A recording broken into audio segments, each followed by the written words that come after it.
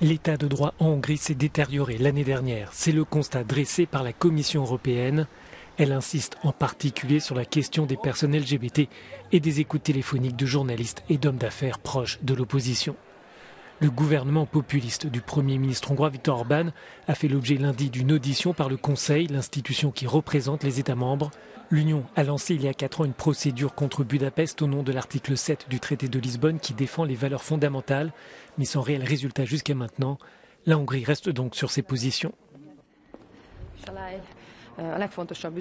Le message le plus important, c'est que le 3 avril, les Hongrois ont choisi. Les gens suivent aussi les affaires européennes et leur réponse à la procédure de l'article 7 et qu'ils soutiennent la politique du gouvernement hongrois sur l'Europe et sur toutes les questions liées à l'état de droit.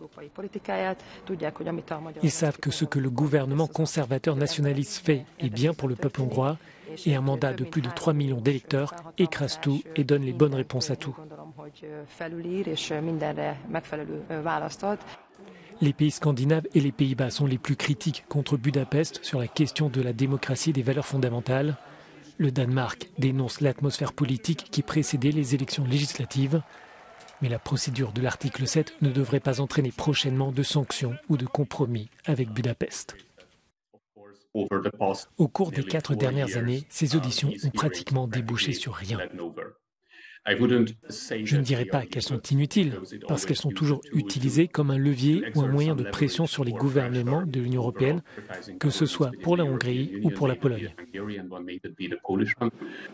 Toutefois, la Commission européenne a lancé pour la première fois la procédure de conditionnalité sur l'état de droit contre Budapest. Ce mécanisme permet de suspendre les fonds européens en cas de violation des valeurs fondamentales. Mais dans le même temps, la diplomatie européenne dépend aussi du bon vouloir du gouvernement hongrois. Il faut l'unanimité des 27 pour adopter le dernier train de sanctions contre la Russie. Et jusqu'à maintenant, la Hongrie s'oppose à un embargo sur le pétrole russe.